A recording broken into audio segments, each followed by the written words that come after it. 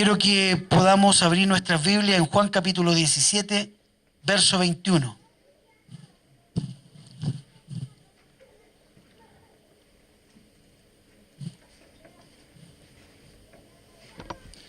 Dice la palabra, Juan capítulo 17, verso 21, estando Jesús orando en Getsemaní antes de ser crucificado, dice: para que todos sean uno, como tú, oh Padre, en mí y yo en ti, que también ellos sean uno en nosotros, para que el mundo crea que tú me enviaste. Esta es una palabra que es muy clara, El Señor está orando en Getsemaní, está orando el día antes de ser crucificado, antes que lo tomaran detenido, preso y lo torturaran. Él estaba orando y oraba, decía, habíamos leído antes, decía: Señor, he acabado la obra. Decía en el verso 4, yo te he glorificado en la tierra, he acabado la obra que me diste que hiciese. Yo te he glorificado, Padre, y he acabado la obra. El Señor había cumplido una tarea. Había preparado a 12 discípulos, los preparó, les enseñó, le mostró a Dios, le mostró la gloria de Dios, resucitó muertos. El Señor Jesucristo mostró la gloria de Dios sanando enfermos, mostró la gloria de Dios deteniendo el viento, deteniendo el mar. Dice que la naturaleza le obedecía a Jesús. Mostró la gloria de Dios de todas formas. A los leprosos los limpió, a los ciegos les dio vista. Jesús acabó la obra, enseñó que Dios Padre era todopoderoso. Eso hizo Jesús durante 3 años y medio con 12 hombres incondicionales, que lo hemos hablado en esta semana. Y antes de morir, Jesús comienza a orar por los discípulos. Y si nosotros vemos el verso 17, antes de este versículo que estamos leyendo, dice: santifícalos en tu verdad, tu palabra es verdad. Como tú me enviaste al mundo, así yo los he enviado al mundo. Y por ello yo me santifico a mí mismo, para que también ellos sean santificados en la verdad. Mas no ruego solamente por estos, sino también por los que han de creer en mí, por la palabra de ellos. Jesús estaba mirando hacia adelante, estaba orando no solamente por los discípulos, no solamente estaba orando por los 12 que estaban ahí, sino que estaba orando también por los que iban a creer en Cristo a través de los discípulos. O sea, Él estaba orando por los cristianos del primer siglo, por los cristianos del segundo siglo, del tercer siglo, y todo hasta llegar a nosotros. El Señor estaba orando por nosotros.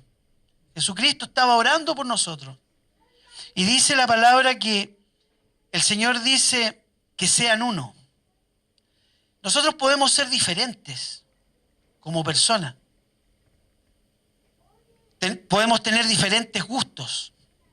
A algunos les gustará vestirse de gris, a algunos les gustará vestirse con guayaberas más coloridos, a algunos les gustará algunas cosas, y no somos todos iguales. Todos tenemos diferentes formas de ser. El ser humano en sí tiene diferentes formas de ser. Algunos son más alegres, más chistosos, otros son un poquito más reservados, no tienen quizás humor.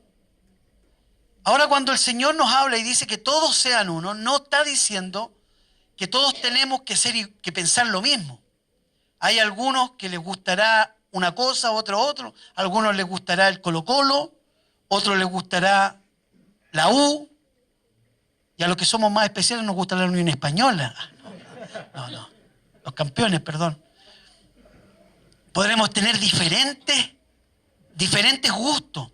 Ahora el Señor habla y nos dice que nosotros tenemos que ser uno, pero nos está refiriendo a que tenemos que, a todos les tiene que gustar la Unión Española, que a todos tenemos que vestirnos de la misma forma, incluso que todos tenemos que pensar igual.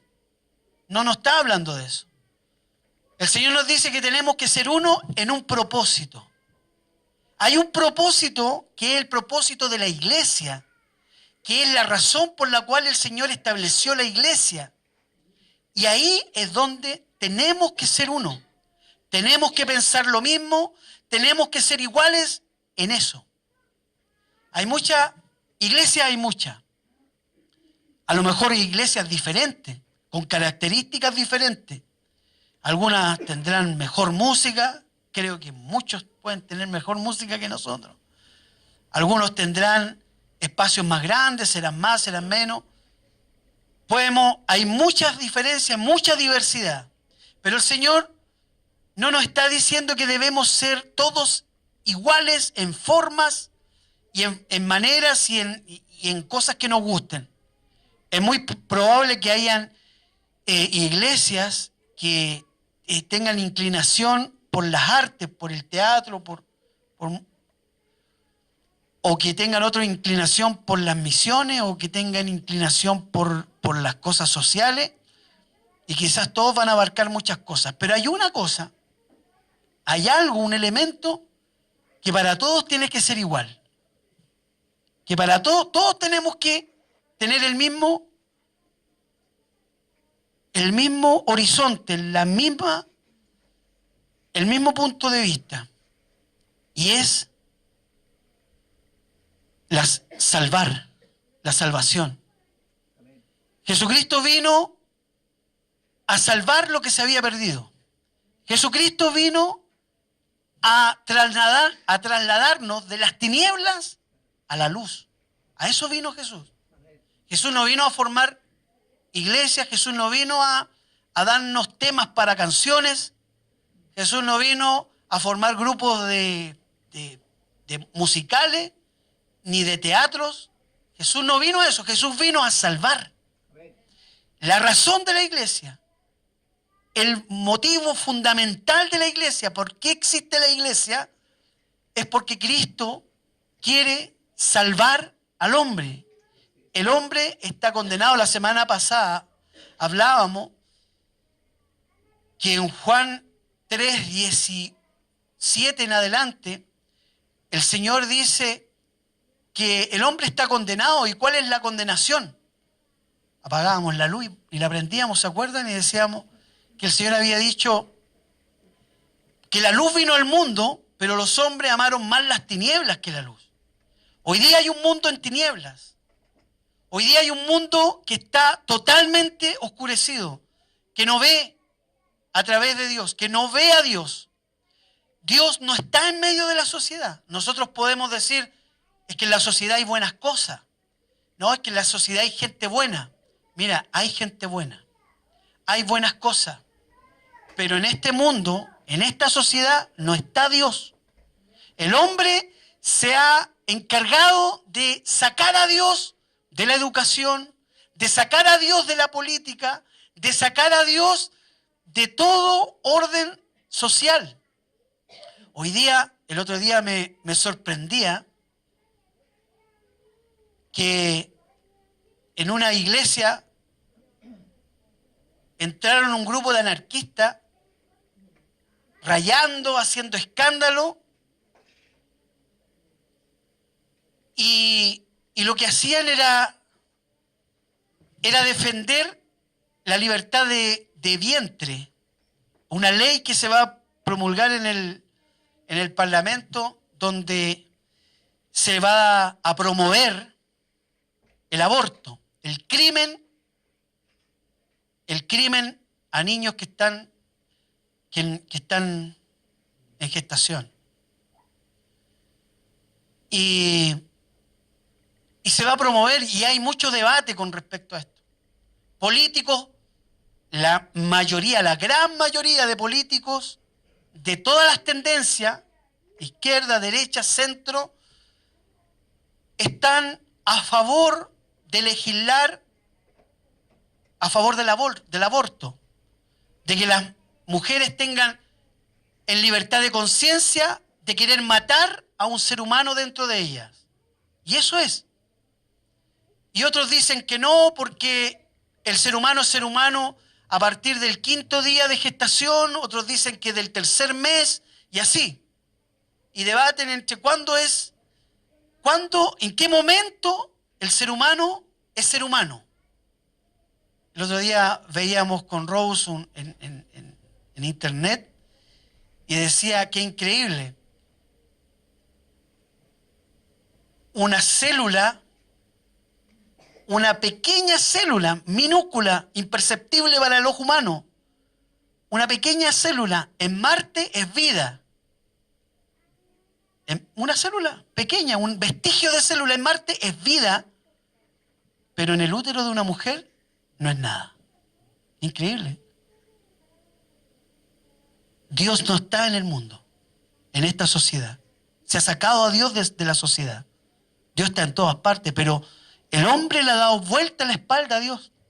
Esta sociedad le ha dado vuelta la espalda a Dios. Cuando ocurrió el tema de las Torres Gemelas, que fue terrible en Estados Unidos, murieron 3.000 personas, mucha gente murió por el bombardeo a los edificios.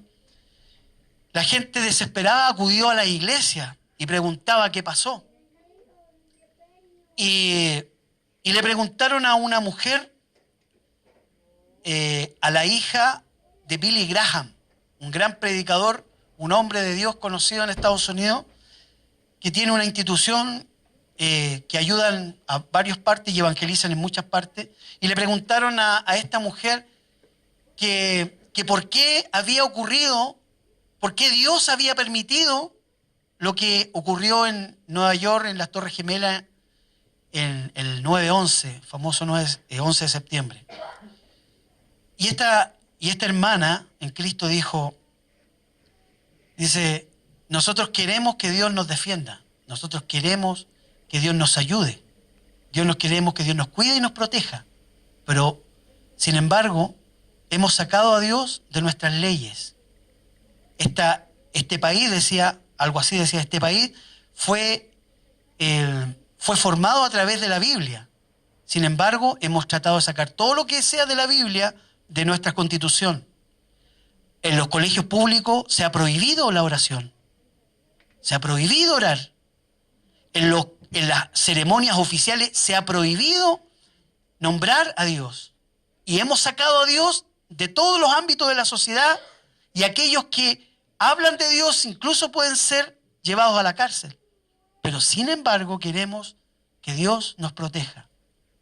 Dios nos ha vuelto la espalda no porque Dios se haya olvidado de nosotros, sino porque nosotros lo abandonamos primero, decía esta mujer. Y esa es la verdad. Esta sociedad, este mundo, vive en tinieblas, está ciego. Nosotros no podemos decir que Dios no ama a este mundo. La palabra del Señor dice que de tal manera amó Dios al mundo que mandó a Jesucristo a morir por este mundo. Y el Señor tiene un solo propósito con esta sociedad y con esta humanidad, que es salvar. No hay otro objetivo. La iglesia no fue creada con otro objetivo. La iglesia no fue creada por otra razón que manifestar la gloria de Dios para salvación del hombre. Para que el hombre pueda ser rescatado y salvado.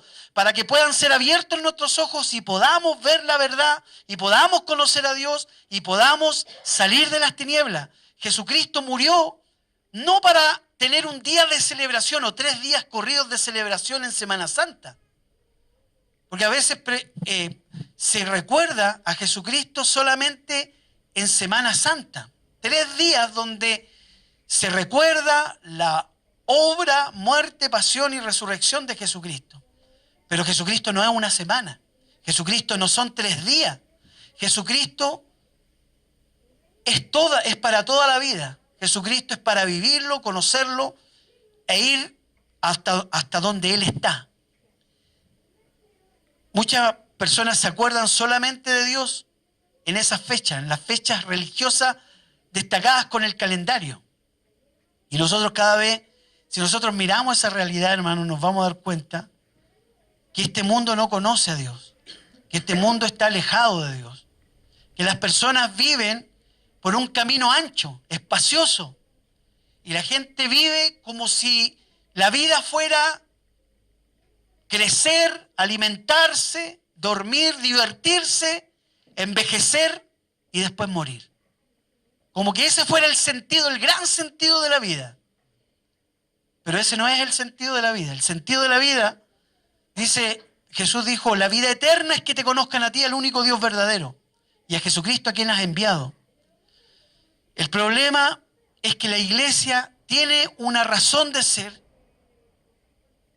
pero lamentablemente nosotros que somos la iglesia muchas veces nos quedamos callados y no cumplimos nuestra labor. El Señor, en el versículo que leíamos recién, 21, dice, para que todos sean uno, como tú, oh Padre, en mí y yo en ti.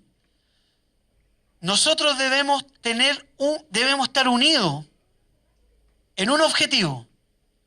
¿Cuál es ese objetivo? Es dar a conocer a Dios, mostrar a Dios, con nuestra vida mostrar a Dios, con nuestros hechos mostrar que Dios es real, que Dios está preocupado de nosotros, que Dios está preocupado de los perdidos, que Dios está preocupado de los matrimonios que están destruidos, Dios está preocupado del drogadicto, Dios está preocupado del alcohólico, Dios está preocupado de aquel que vive en depresión, Dios está preocupado de él. ¿Por qué? Porque esas personas que he nombrado están en tinieblas, porque no conocen a Dios, están en tinieblas, no pueden ver a Dios. Y hermanos, las tinieblas es como si hubiera un hoyo profundo, oscuro. Imagínense un tremendo orificio oscuro y profundo. Y nosotros somos la iglesia, aquí iluminadito, sanito, gorditos y rosaditos, contentos, felices. El Señor está con nosotros, qué bueno. Pero hay un hoyo profundo y negro, y si ponemos atención, hay gente sufriendo, llorando y en algunos casos riendo, pero hay oscuridad. Y lo que nosotros debiéramos hacer como cristianos es ir a esa profundidad, ir a ese hoyo, a buscar a los perdidos, a los que están en la oscuridad, y traerlos a la luz. Eso es lo que debiéramos hacer los cristianos. Si somos cristianos, si realmente hemos nacido de nuevo y amamos al Señor, debería eso ser una prioridad en nuestras vidas. Deberíamos estar dispuestos a hablar con nuestros hechos, con nuestros actos, con nuestra boca, con nuestra vida. Deberíamos estar dispuestos a ir a lo más oscuro y traer a las personas a Cristo. Algunos podrán ir a través de una cuerda. Habría que arrojar una cuerda, pero ya sea que la persona baje por una cuerda o que yo la sostenga con esa cuerda, debiéramos estar los dos haciendo esa obra. Uno sosteniendo al que va y otro yendo. Tendríamos que hacerlo. Eso es lo que debiéramos hacer. Debiéramos ir y hacer discípulos. Debiéramos mostrar a Dios. Un día vamos a estar todos delante del Señor. Vamos a estar todos delante del tribunal de Jesucristo. Vamos a estar todos delante del tribunal de Dios. Y el Señor a algunos o a muchos le dirá, tuve hambre y no me diste de comer. Tuve sed y no me diste de beber. Estuve desnudo y no me cubriste. Y muchos le dirán, yo espero no ser yo quien le diga, pero ¿cuándo te vimos desnudo, Señor? ¿O cuándo te vimos sediento? ¿O cuándo te vimos hambriento? Y el Señor nos va a decir, cuando no le diste a uno de estos pequeños, a mí no me diste. Y ahí dice la palabra que será el lloro y el crujir de dientes. Existe un lugar, y en la palabra se nombra muchas veces, que es el infierno. Y el infierno es un lugar donde no existe Dios, donde no está. Un lugar que es lo más alejado de Dios. Un lugar donde no está Dios. Es un lugar donde todos tienen conciencia de Dios, pero Dios no está. Dios te abandonó, Dios ya no hay vuelta. Y tú eres consciente de que no hay vuelta. Y te atormenta tu corazón porque ya no hay vuelta. Porque ya no hay una segunda oportunidad ni una tercera oportunidad. El infierno no es solamente un lugar con un diablo, con un estridente grande que te clava y te tira a una fogata grande y te quema y te atormenta. A veces lo pintamos así, pero es mucho peor que eso. El infierno es mucho peor que eso. Cuando nosotros miramos la televisión y vemos los crímenes atroces, cuando vemos los actos atroces que hacen seres humanos contra otros, uno dice, qué bueno no vivir eso. No sé si usted alguna vez ha visto cuando, no sé, una madre mató a martillazo a un hijo, o cuando un hijo con un cuchillo mató a una madre. Y hace poco lo juzgaron al chico de... Y uno dice, y uno ve a nuestros hijos, y uno dice, qué bueno que yo no estoy viviendo esto. O por último, eso es tan ajeno a mi realidad, está tan lejos de mi realidad. Pero hay crímenes atroces, hay situaciones horribles en la vida, hay cosas terribles que ocurren y nosotros muchas veces las vemos de lejos. El sufrimiento de estar en el infierno es peor que eso. Es 1000 veces peor que eso. Yo no sé cuántos de los que estamos acá hemos vivido situaciones terriblemente dolorosas, terriblemente frustrantes, terriblemente que nos han destruido nuestros corazones en algún momento de nuestra vida. No sé cuántos lo han vivido, no sé cuántos han sufrido. El infierno es infinitas veces peor que lo que cualquiera de nosotros hayamos vivido.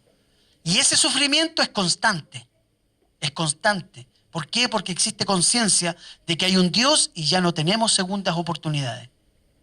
Así es de terrible, la Biblia lo plantea de esa manera. Donde el gusano no muere, dice. El infierno existe, es real. Es tan real que nosotros lo podemos ver parte del infierno todos los días en los diarios, todos los días en la televisión, en los noticieros. Tan real como eso.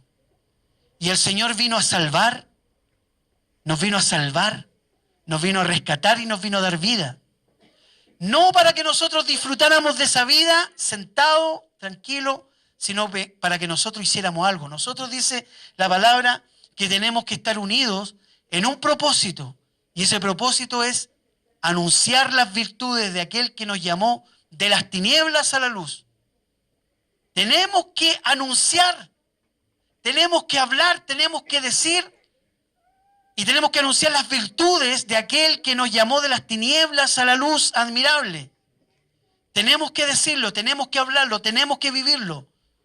El Señor es real. Dios es real. Algún día todos estaremos en el trono, delante del trono de Cristo. Y el Señor no nos juzgará porque si fuimos buenos o malos. El juicio no será, a ver, cuántas cosas buenas hiciste tú y cuántas malas tú. ¿Sabes cuál será el juicio? ¿Creíste o no creíste en Jesucristo? ¿De qué forma creíste en Jesucristo? ¿Entregaste tu vida a Jesucristo? ¿Te esforzaste todos los días para seguir y caminar tras Jesucristo? ¿O no? ¿O le diste vuelta a la espalda? ¿O fuiste a la iglesia solamente una vez al mes, una vez al año, una vez cada cierto tiempo, pero tu vida vivía lejos? ¿Cómo hemos vivido nuestra vida? Nuestra fe va a ser medida de acuerdo a lo que nosotros vivimos con Cristo, con Dios. Y habrán dos posibilidades. Un día todos los que estamos acá, y una vez dije, y es verdad, y lo vuelvo a repetir, les aseguro, se los aseguro, que más del 50% de los que estamos acá, en 50 años vamos a estar muertos, se los aseguro. Estoy profetizando. Y es verdad. Más del 50% de los que estamos acá vamos a estar muertos en 50 años más. Porque la vida no la tenemos comprada. La vida no la tenemos segura. No hemos comprado un boleto de seguridad, no tenemos un seguro a largo plazo infinito donde no está comprada. Nosotros en cualquier momento podemos partir. La pregunta es, ¿cómo estás con Dios? ¿Cómo estás con Cristo? ¿Tu vida refleja a Jesús? ¿Estás obedeciendo a Jesús, lo que Él dijo? ¿Estás obedeciendo lo que Él habló, lo que dice la Biblia? ¿Te has preocupado por entenderla, por buscarla? ¿Te has preocupado o simplemente estás viviendo como una pluma en el viento? Yendo de aquí para allá sin importar nada. Algún día el tiempo se acabará y todos tendremos que compadecer ante el tribunal de Cristo. Y la palabra del Señor dice que nosotros, el Señor dijo que tenemos que tener un mismo sentir, tenemos que ser de un corazón, tenemos que tener un objetivo como iglesia, como hermanos, como hijos de Dios, y es mostrar a Dios con nuestra vida. Los que somos cristianos o nos decimos cristianos, todo aquel que se dice cristiano, dice en Primera de Juan, todo aquel que dice ser cristiano tiene que andar como Cristo anduvo. Tiene que andar como Jesucristo anduvo. ¿Y cómo anduvo Jesucristo? Algunos dirán, no, ando con una túnica blanca y con sandalia, entonces así voy a andar. No es lo que el Señor quiere. ¿Cómo anduvo Jesús? Haciendo la voluntad del Padre. Así anduvo. Así vivió su vida. Sometido a la voluntad del Padre. Y esa es la forma que Dios nos manda a vivir. Haciendo la voluntad de Dios.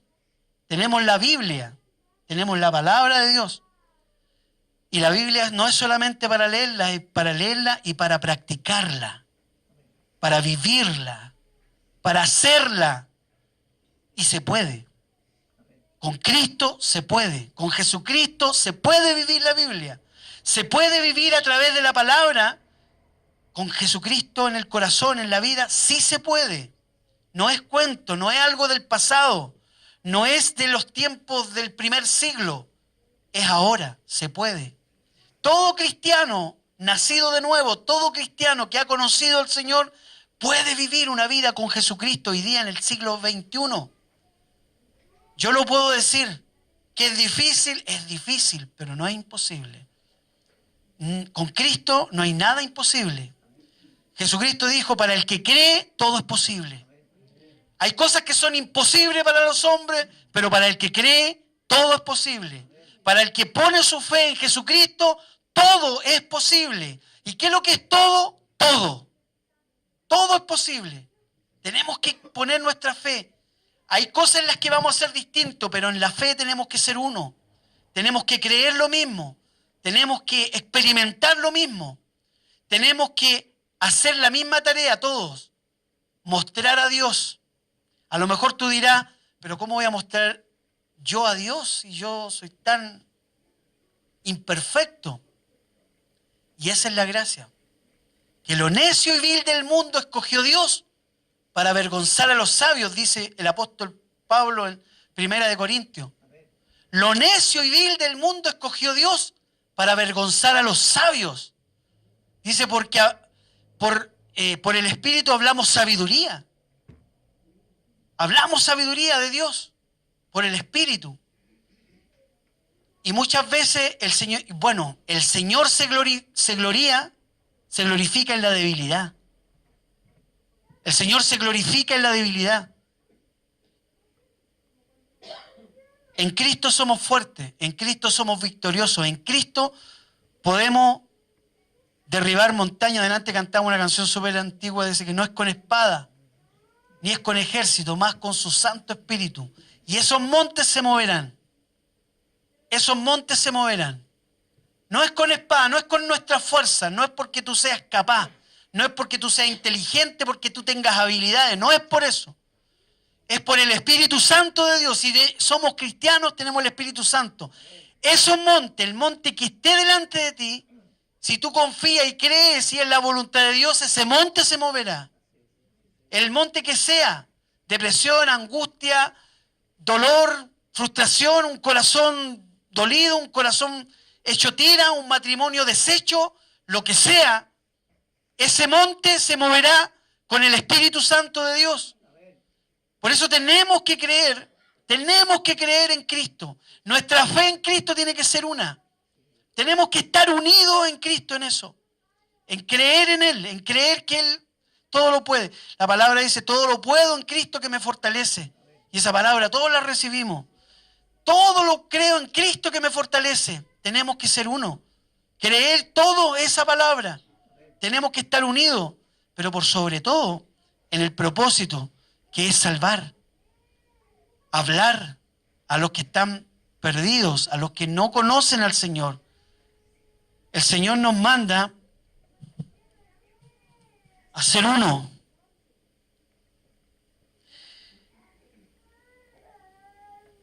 Mucha gente interpreta las enseñanzas de Jesús de una manera que no afecte su conducta.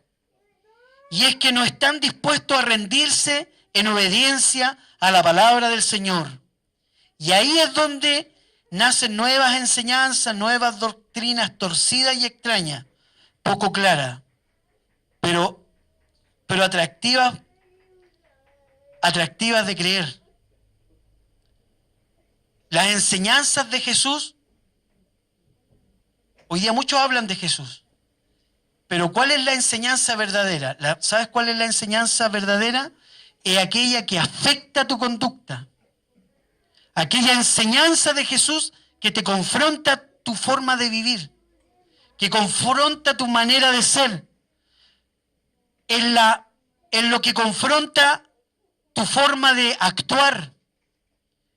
Cuando Jesús dice algo y ese algo que Él dijo te confronta, te incomoda, no te gusta, es porque es la verdad de Dios que está actuando en tu corazón. Generalmente hoy día se habla mucho de Jesús, pero que siempre queremos aceptar las cosas que son lindas de creer, que son cómodas de obedecer. Y ojalá que eleven mi autoestima, que me hagan ser o que me hagan creerme un superhéroe. Y ese es un evangelio extraño que hoy día se predica. Pero generalmente la verdad de Dios afecta nuestra vida, nuestra forma de ser. Nos confronta. La verdad de Dios nos afecta de tal modo que sabemos que tenemos que cambiar nuestra forma, que tenemos que despojarnos de algunas cosas o simplemente no oír. A veces la verdad de Dios nos incomoda y nos molesta y no la queremos escuchar. Porque sabemos que eso nos va a llevar a hacer modificaciones en nuestro corazón, a modificar nuestra conducta, nuestra forma de hablar, nuestra forma de pensar, nuestra forma de vivir, aún nuestros sentimientos. Va a modificar la palabra de Dios, nos modifica, nos habla, nos cambia algo. Y podemos enfrentarnos a esa realidad y vivir ese camino doloroso del cambio o simplemente engrosar nuestros oídos para no oír, para no escuchar. Poner atención, pero estar pensando cuánto irá el Barcelona en este momento. Bueno, en la mañana juegan los días domingos, ¿no? Pero podemos estar atentos, pero pensando en qué vamos a cocinar mañana, en que mañana ojalá que esté bonito porque muchas veces, hermano, dice que engrosamos nuestros oídos ¿Por qué? Tenemos dos posibilidades: escuchar y enfrentarnos a ese cambio, o simplemente no oír. Pero si engrosamos nuestros oídos, eso es terrible. Me fui un poquito del tema, pero el asunto es que tenemos que estar unidos en un propósito.